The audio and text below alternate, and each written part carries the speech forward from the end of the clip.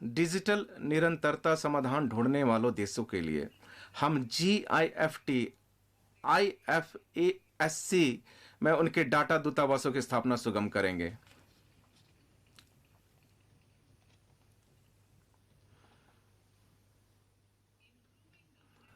Banking क्षेत्र में शासन व्यवस्था और निवेशक संरक्षण में सुधार लाना।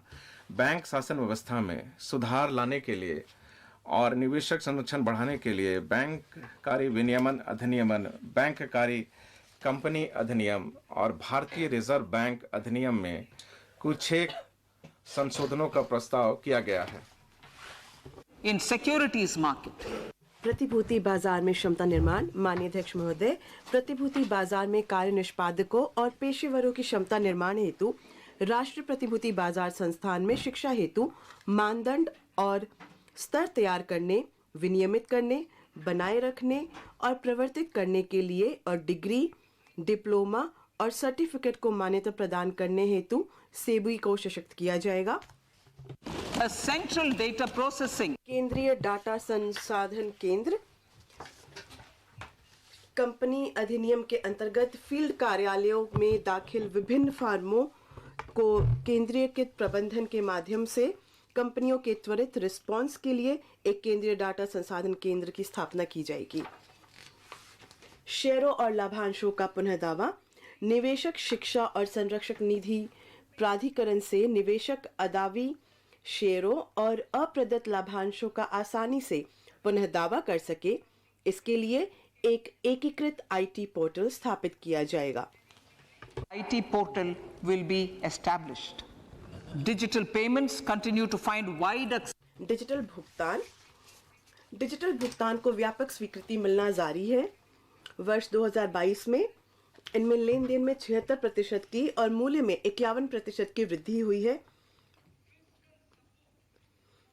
इस डिजिटल पब्लिक इंफ्रास्ट्रक्चर के लिए राजकोषीय सहायता वर्ष 2023-24 में भी जारी रखी जाएगी। आजादी का अमृत महोत्सव, महिला सम्मान बचत पत्र। आजादी का अमृत महोत्सव के स्मरण स्वरूप मार्च 2025 तक 2 वर्ष की अवधि के लिए एक कालिक नई लघु बचत योजना महिला सम्मान बचत प्रमाण पत्र उपलब्ध कराया जाएगा। 2025.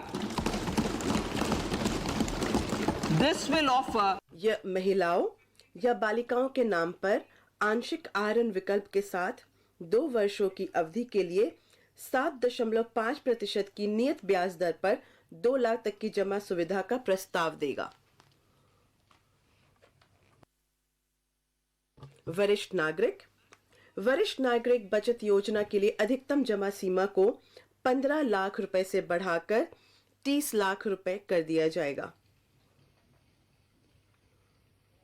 मासिक आय खाता स्कीम के लिए अधिकतम जमा सीमा को एकल खाते के लिए 4.5 लाख रुपए से बढ़ाकर 9 लाख और संयुक्त खाते के लिए 9 लाख रुपए से बढ़ाकर 15 लाख रुपए कर दिया जाएगा। Honorable Speaker, sir, माननीय अध्यक्ष महोदय, राजकोषीय प्रबंधन। राज्यों को 50 वर्षों के लिए ब्याज मुक्त ऋण। राज्यों के नियमित संपूर्ण 50 वर्षीय ऋण को वर्ष 2023-24 के अंदर पूंजीगत व्यय पर खर्च किए जाने हैं। इनमें से अधिकांश ऋण व्यय राज्यों के विवेक पर निर्भर करेंगे, परंतु इस ऋण का एक हिस्सा उनके द्वारा वास्तविक पूंजी व्यय को बढ़ाने की शर्त पर दिया जाएगा। इस परिव्यय के हिस्से निम्नलिखित प्रयोजनों के लिए भी जोड़े या आवंटित किए जाएंगे: पुराने सरकारी वाहनों की स्क्रैपिंग, शहरी आयोजना सुधार और कार्रवाइयां, शहरी स्थानीय निकायों में वित्तीय सुधार ताकि उनमें नगरपालिका बैंडों के लिए साख बन सके, पुलिस स्टेशनों के ऊपर या उसके भाग के रूप में पुलिस कर्मियों के लिए आवास सुविधा, यूनिटी मॉल का निर्माण, बाल और किशोर पुस्तकालयों को डिजिटल इंफ्रास्ट्रक्चर और केंद्रीय स्कीमों के पूंजीगत व्यय में राज्य का हिस्सा।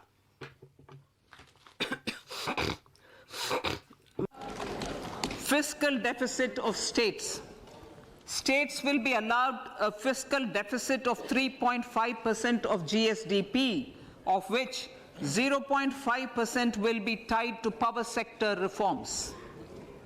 Revised estimates 2022 to 2023. The revised estimate, Honorable Speaker, sir, of the total receipts other than borrowing is 24.3 lakh crores, of which the net tax receipts are 20.9 lakh crores. The revised estimate of the total expenditure is 41.9 lakh crores of rupees, of which the capital expenditure is about 7.3 lakh crores. The revised estimate of the fiscal deficit is 6.4% of GDP, adhering to the budget estimate. 2023-24 budget अनुमान वर्ष 2023-24। वर्ष 2023-24 में कुल प्राप्तियां और कुल व्यय क्रमशः 27.2 लाख करोड़ और 45 लाख करोड़ होने का अनुमान लगाया गया है। निवल कर प्राप्तियां 23.3 लाख करोड़ रहने का अनुमान है। राजकोषीय घाटा जीडीपी के 5.9% रहने का अनुमान है।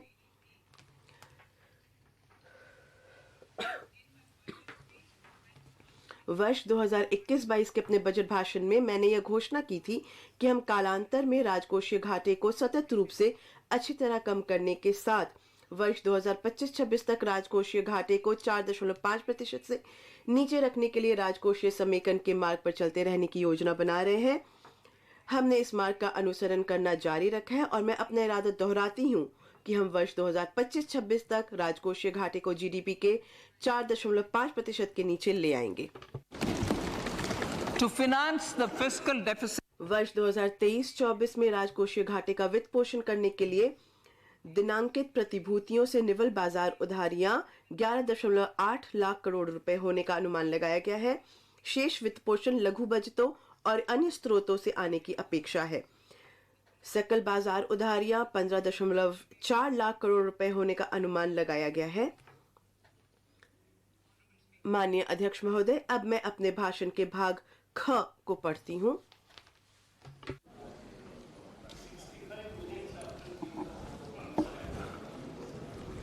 indirect taxes. अप्रत्यक्ष कर।